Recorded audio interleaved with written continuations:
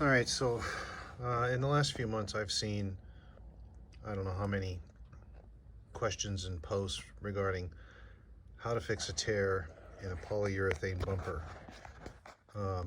So this is going to be posted on 3rd Gen Camaro and Firebird sites, and as far as I know, all of the bumper covers, and this is a lower ground effect that's upside down, but all the bumper covers on these cars are polyurethane.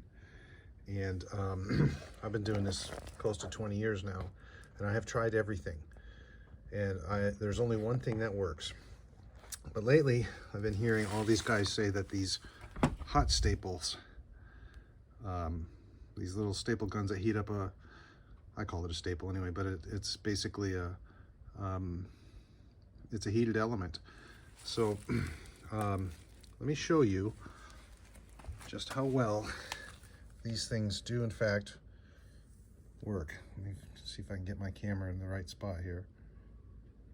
Okay, so I'm pulling the trigger. That thing is getting nice and hot. That thing is red hot now. See, that's smoking.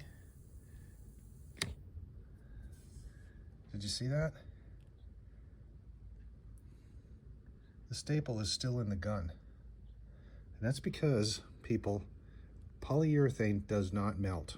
It smokes like crazy, but it doesn't melt. You are never going to get one of these things to work on polyurethane. It just won't. It won't melt. The staple won't sink in like it does with ABS and other plastics. Again, the staple just stays right in the gun. So for those of you who've been posting on 3rd Gen websites that hot staples work on polyurethane, I'm guessing you've never tried it. It doesn't work. There's only one thing that I've ever found in 20 years that works on polyurethane, and that is hot polyurethane. Now that's a completely different video, which I'm going to make shortly and show you how I'm going to repair this lower ground effect with a hot polyurethane